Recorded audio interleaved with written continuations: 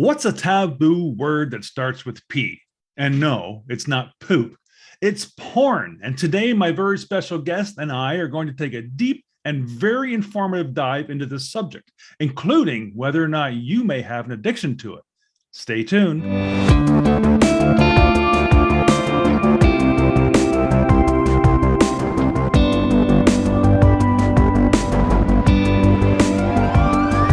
Hello, everyone. Welcome to Men on Fire. My name is Mike Aren, a former mechanic and engineer turned transformational teacher. And each week, I'll deliver an inspiring message to help you excavate those repressed inner negative feelings and install new thoughts that will finally allow you to truly become the person you were born to be.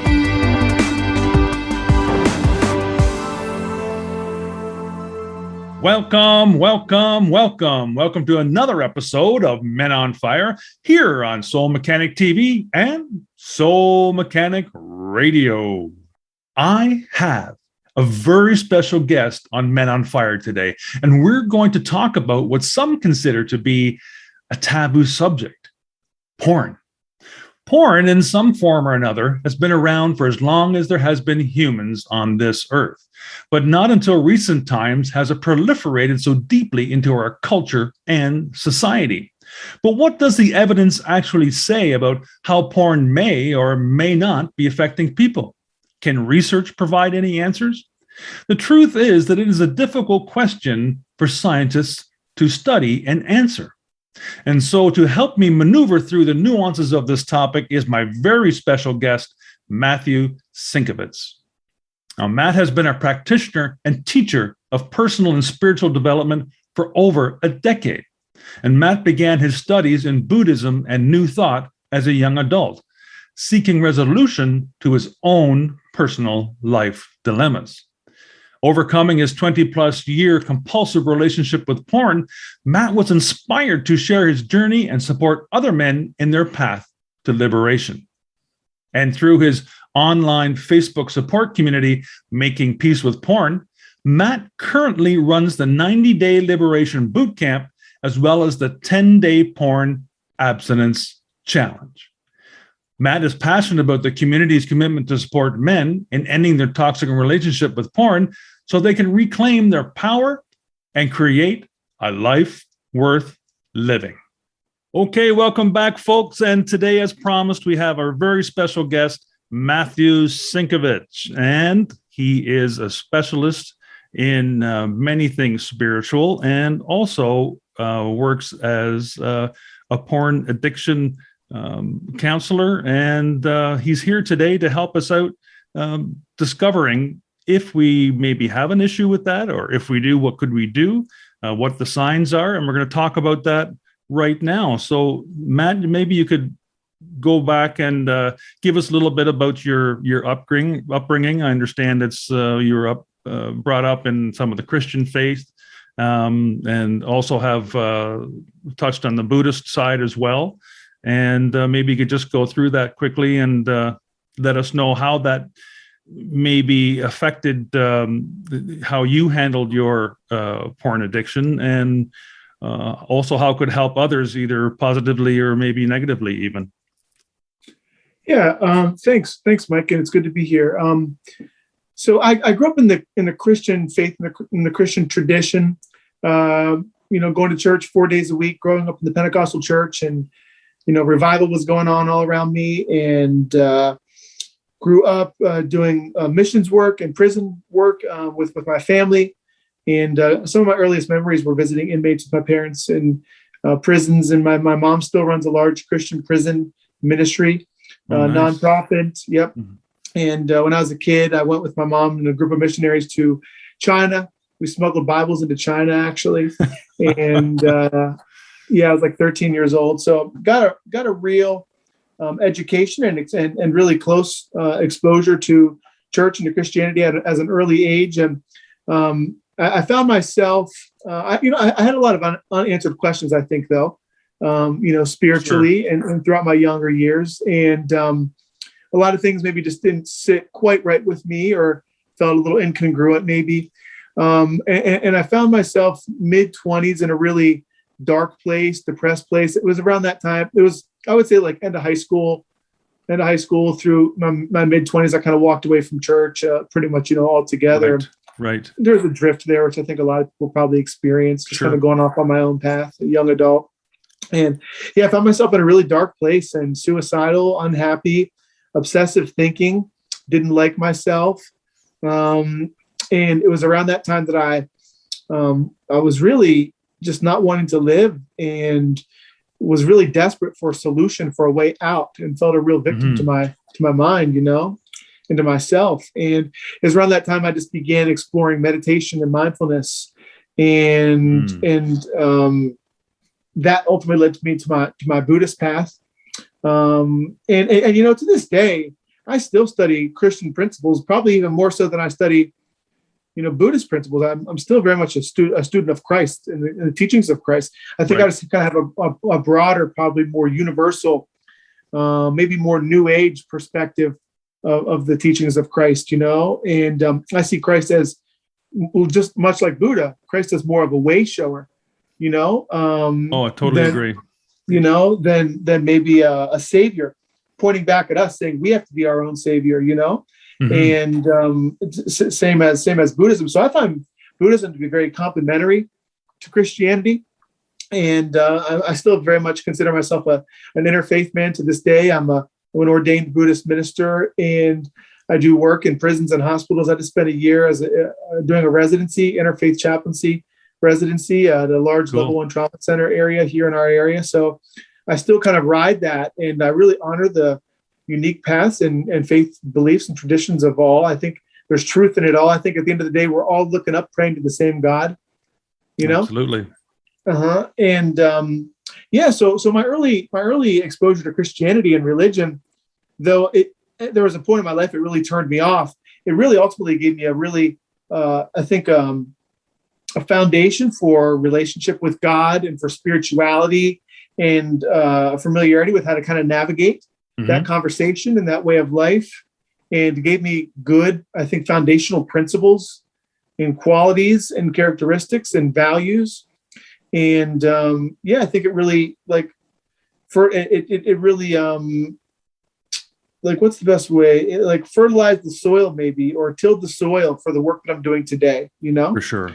Yeah. Yeah. It gave me a good foundation for all that, and offered me the opportunity to begin exploring the questions about God at an early age, and still very valuable, still very close to my heart today, Absolutely. Yeah. So you did end up having or going through, I should say, a porn addiction, correct? Yes. Yeah, absolutely. So how did either your Christian faith or Buddhist faith at that time period, how that overlapped? I'm not sure, but did they help you out? Did you discover them even more deeper because of you needed help in that regard, or how did that help? Yeah. So growing up, the conversation around sex was really kind of an awkward conversation. I didn't get to explore it much. The exploration I did do was on my own, or with my friends, and magazines. Well, it's pretty taboo. My parents never talked to me about it at all.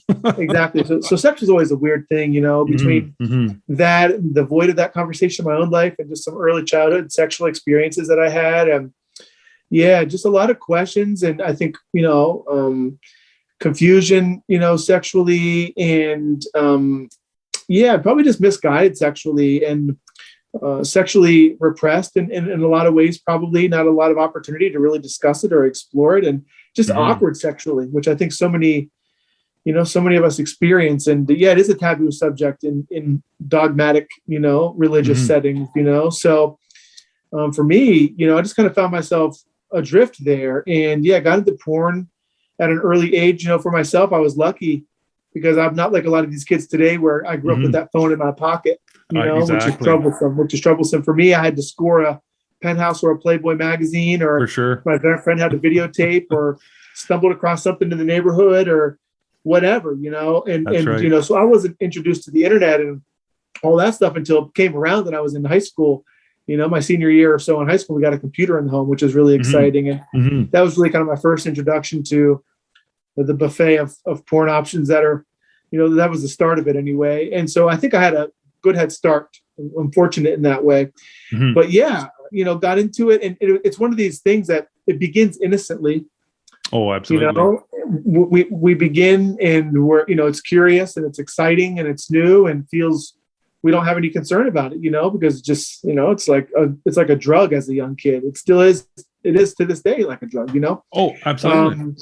Yeah. So I found myself in that, and I had this relationship with porn up through my late teens, early 20s, into my 20s, into my professional career, something that always stayed with me. Mhm. And into my 30s, and it was something that I began to recognize was like at some point unhealthy, and had this adverse effect on my life. It had this adverse effect on me emotionally, spiritually, sexually, professionally, in my relationships, Mhm.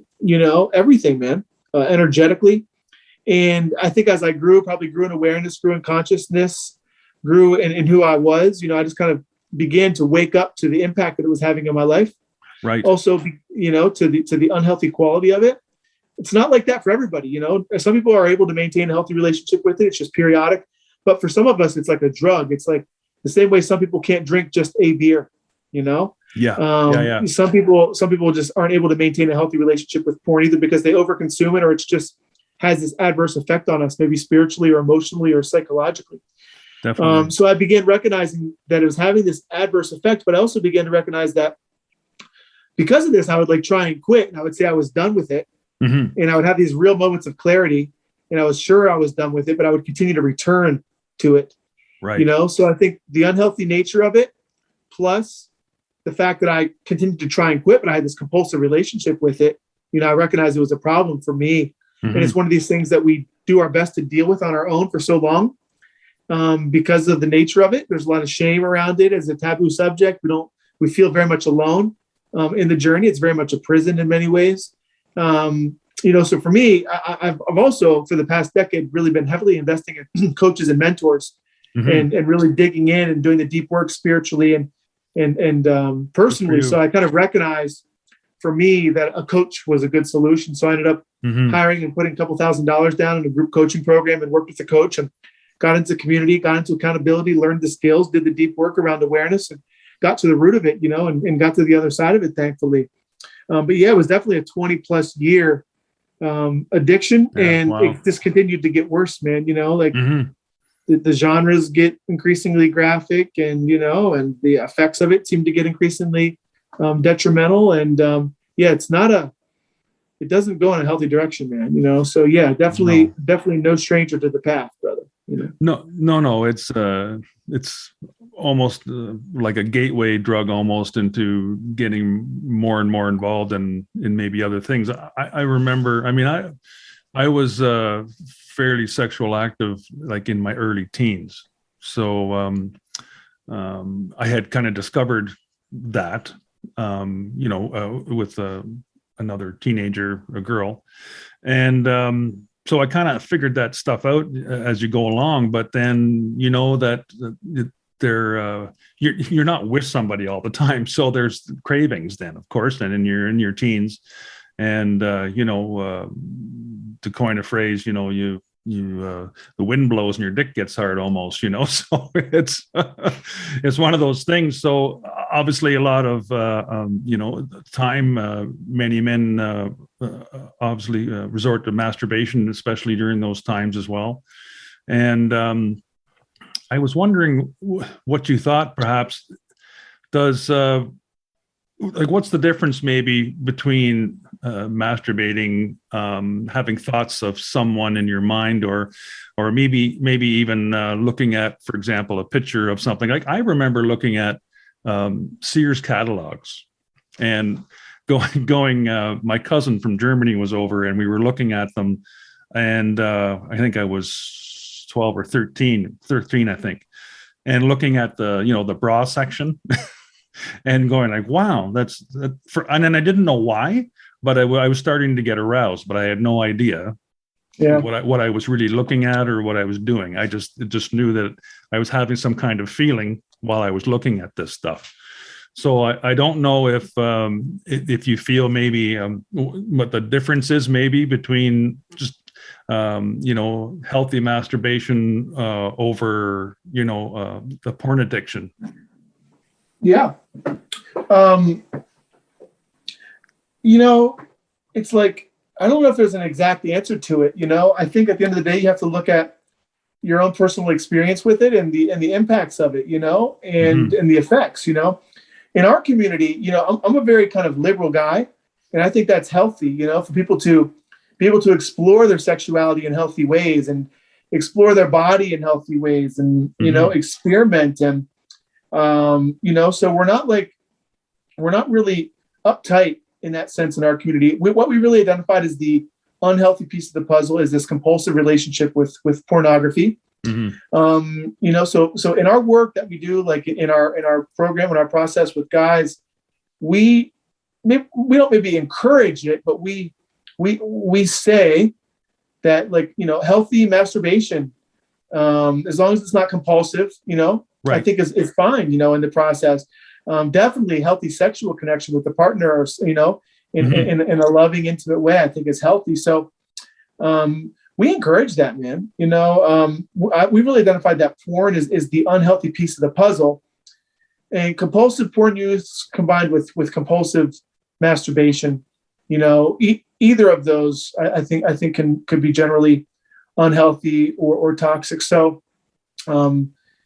just to kind of specifically, your question was around healthy forms of masturbation. I think that's definitely possible.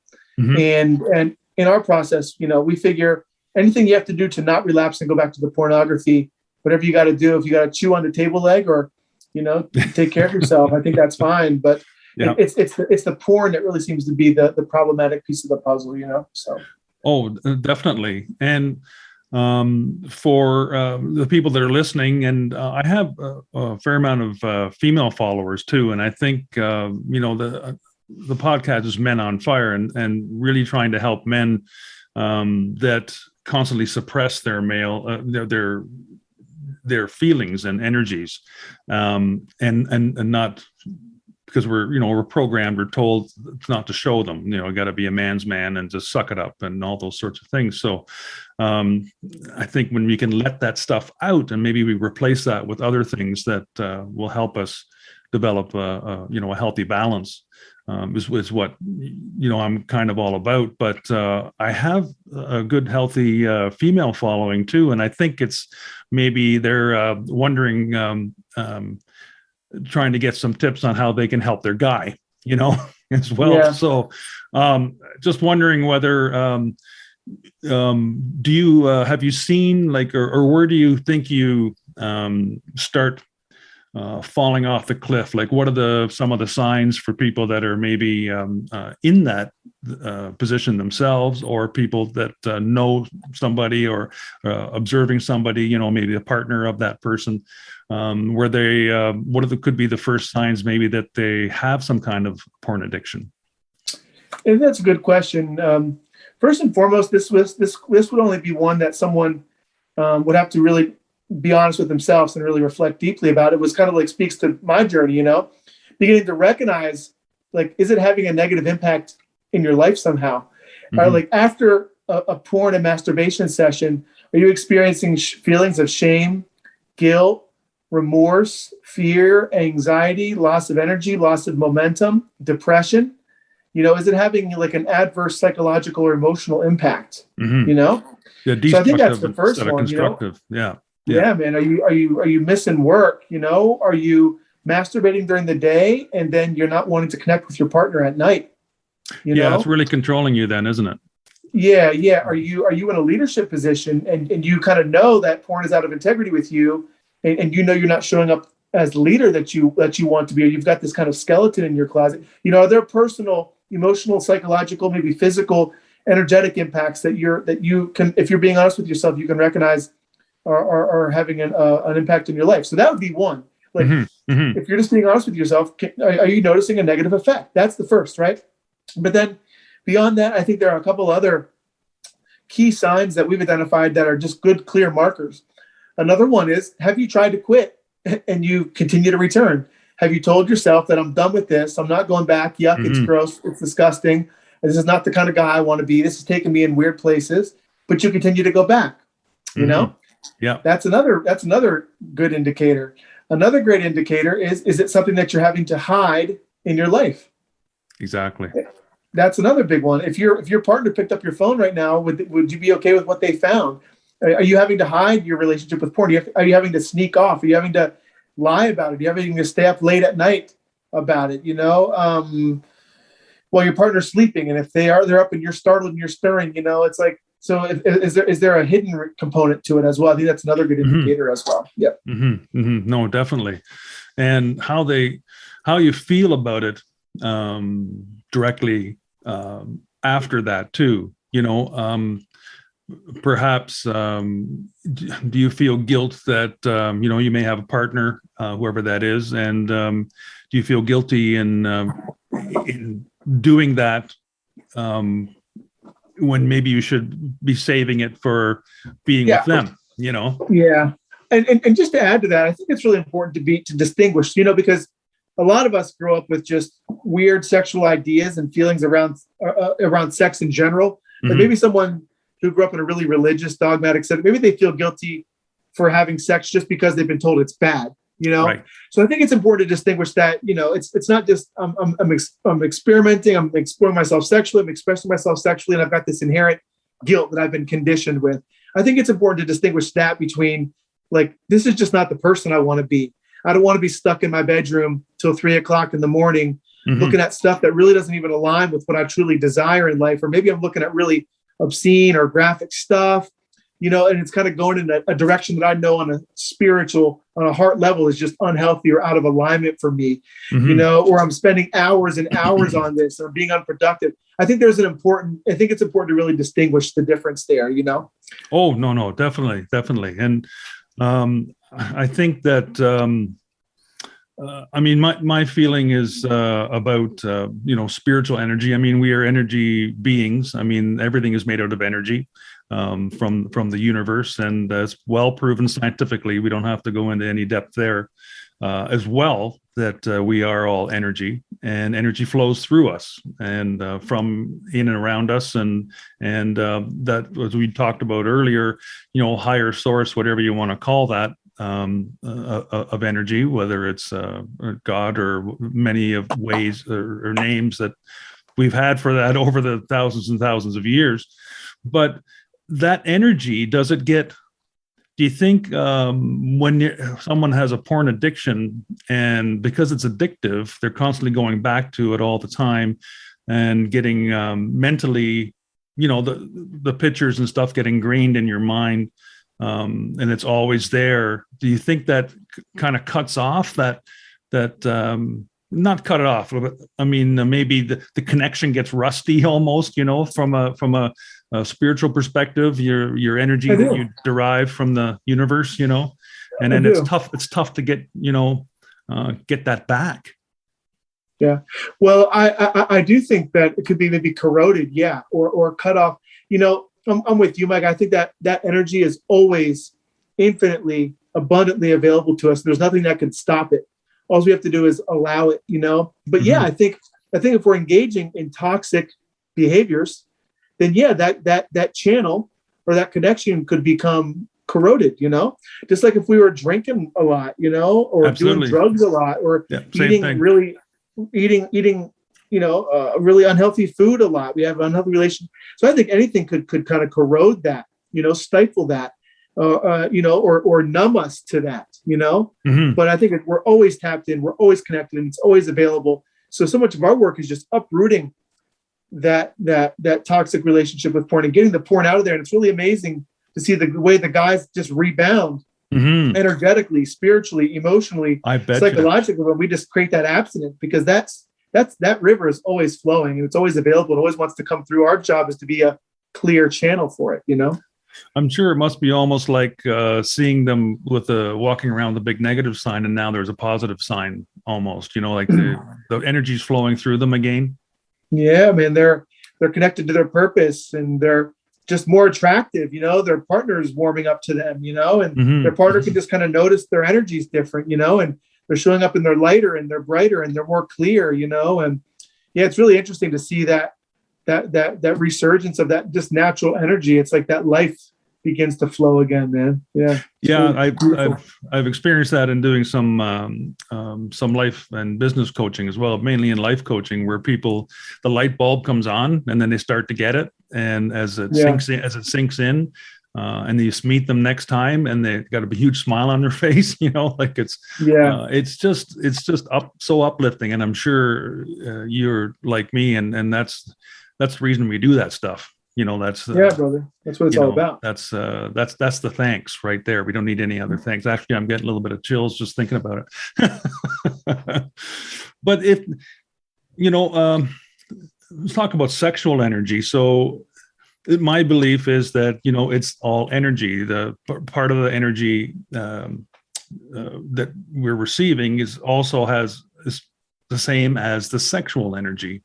It's just that we are programmed beings, physical beings from way back that to reproduce. That's part of the male directive, and that's why we get we have all that attraction for that.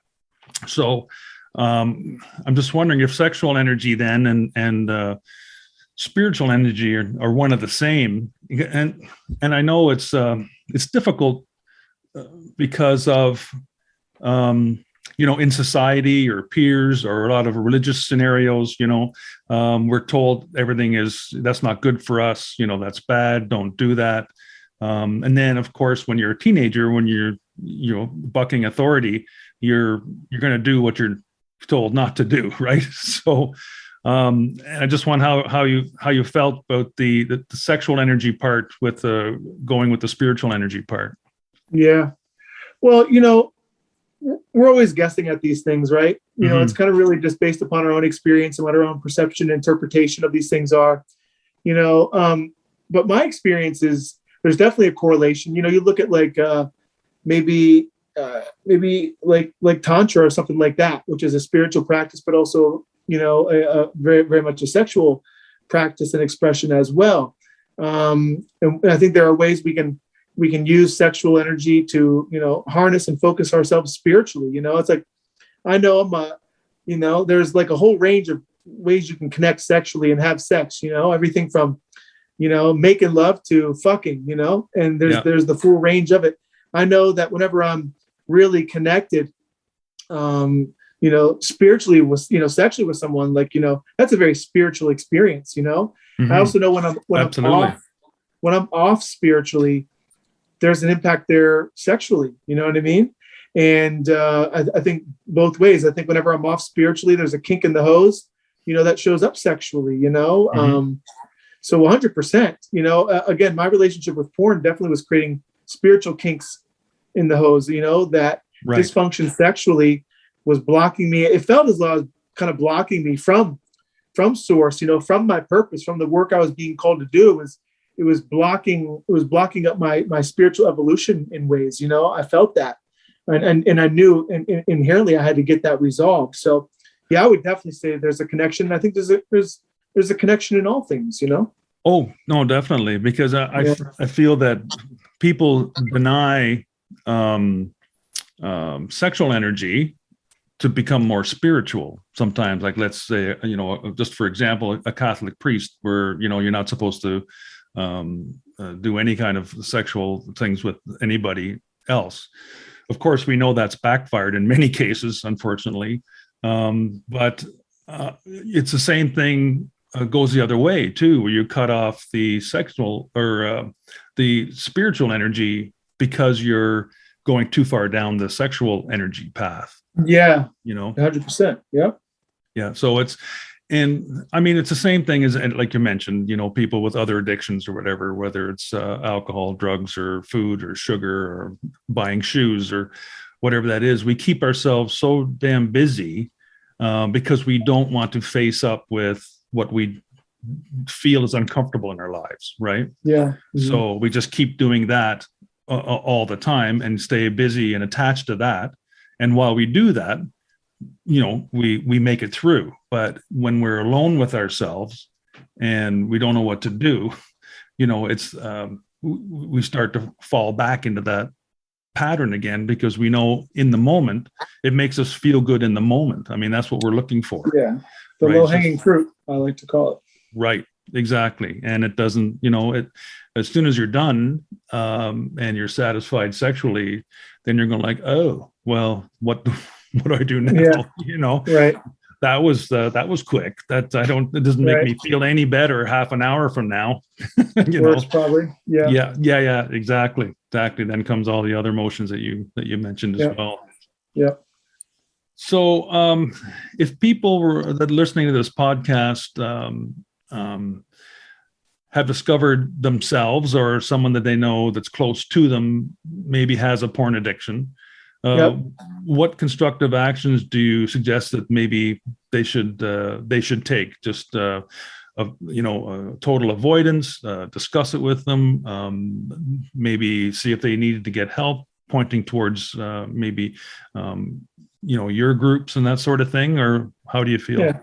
So I'm sorry, just to be clear, you're asking if someone was in a partnership, or they had someone in their life that was dealing with it, or if you just asking what someone should do personally if they were dealing with it? Either way, yeah, it could be themselves. How do you think, or if they're a partner of somebody that knows what's kind of going on, and how do they help? Yeah. And interestingly, it's like if you were in a partnership with somebody and you knew that they had this issue going on. First of all, you're probably not going to know the extent of it, because it's a very hidden kind of thing. You might have a glimpse or some clues. But the thing is, you really can't, it's like trying to make a drug addict change. You really can't force the issue, I don't think. I think the best thing you could do is obviously maybe confront it if you feel it were an issue, but do so lovingly and understandingly, and make it a safe conversation. And just be willing to open and to listen, and to make and to create the safe space for them to be able to discuss it. And not feel as though it's something they have to hide. Beyond that, man, I think pushing the issue, or trying to point someone, or trying to get them help, or get them to go see somebody, it's like the old, you can lead a horse to water, but you can't make it drink kind of thing. Exactly. I think just creating an open, loving, understanding, safe container to discuss that, and also drawing the line too, if it's really dysfunctional and unhealthy, not tolerating the behavior as well. If it's a dysfunctional relationship, No, absolutely. So that's, I think that's one thing. But yeah, personally, if you're listening to this podcast and you kind of, some of these things are resonating with you, and you kind of have this hunch that, I do kind of recognize it's unhealthy for me, or it is causing some dysfunction in areas of my life, or it is something I have to hide in my life, or I have told myself I wanted to quit, and here I am again.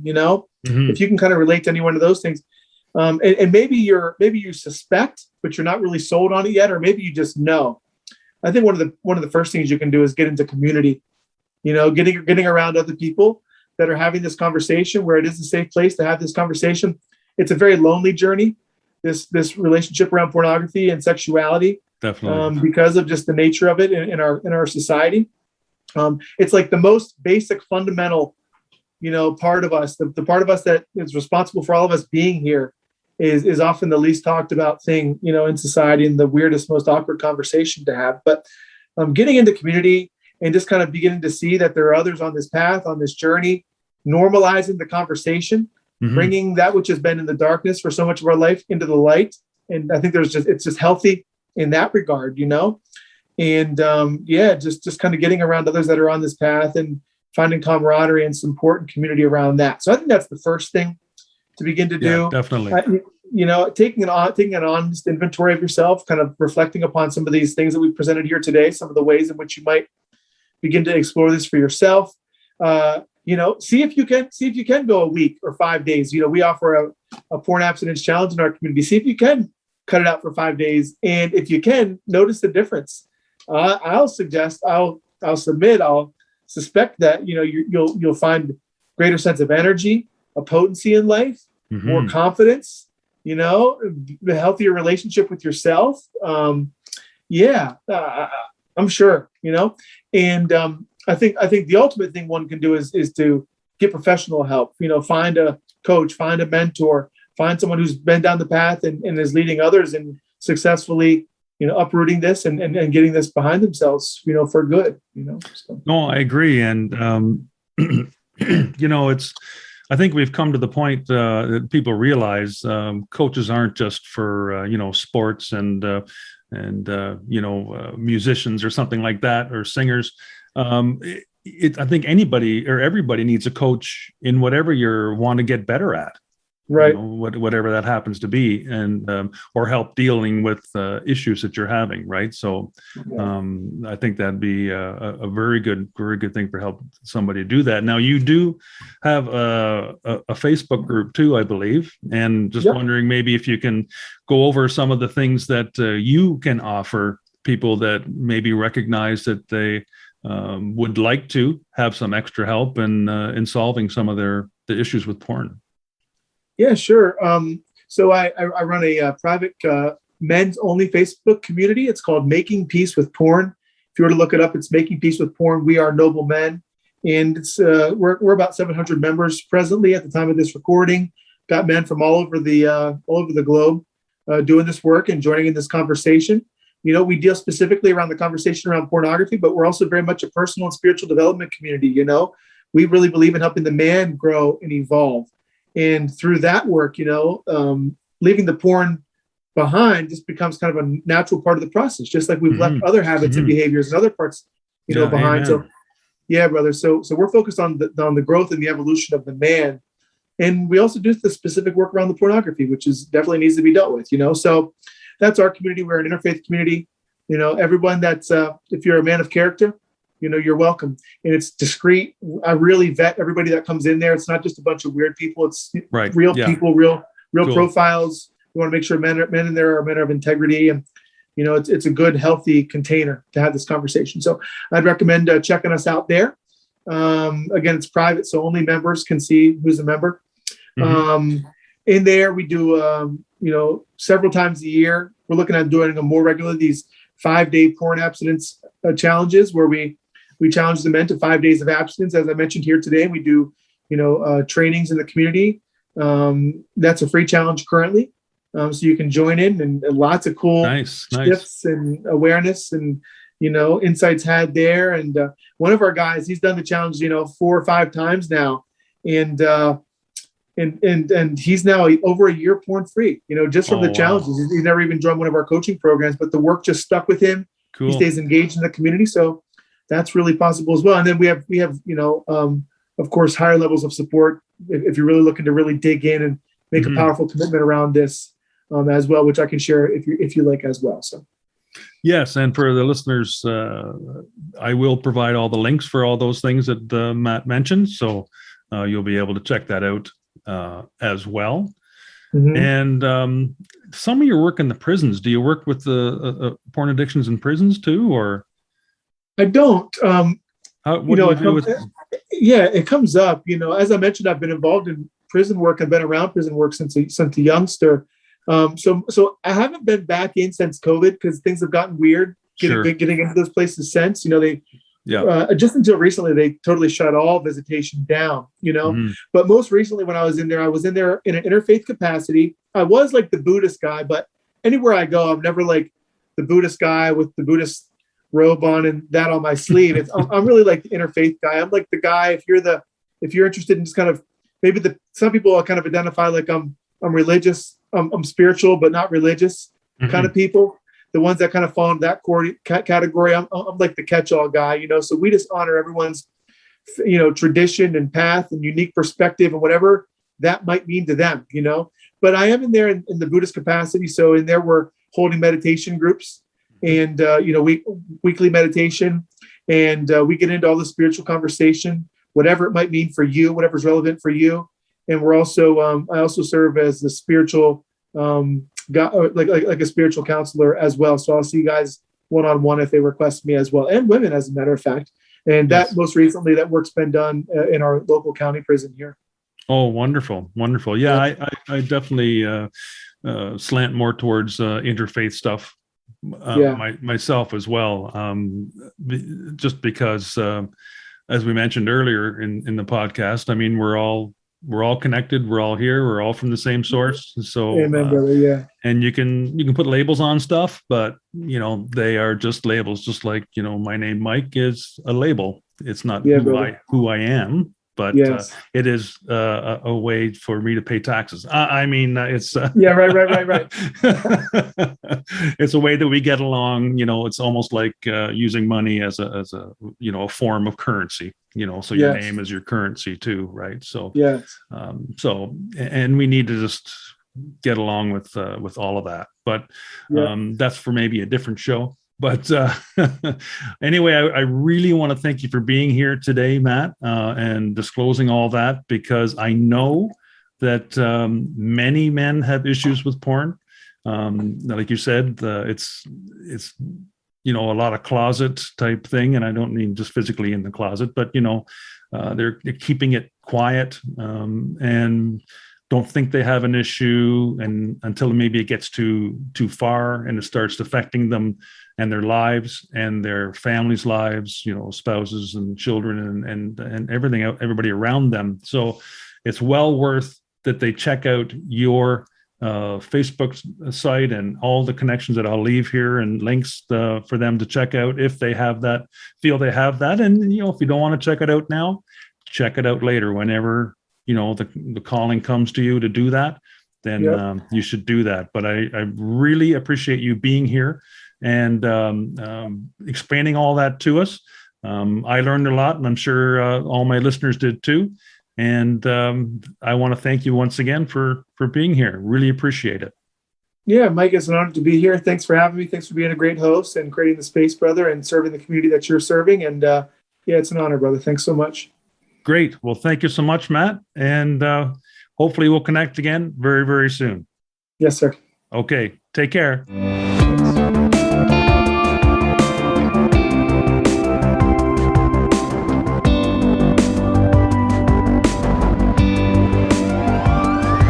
Thank you so much for listening to today's episode. As always, keep what feels good and dump what doesn't. And remember, live without judgment, give without expectation, and love for no reason. Follow those 3 simple expressions, and you'll be well on your way to an inspirational, intentional, and successful life. Until next time, you're the one.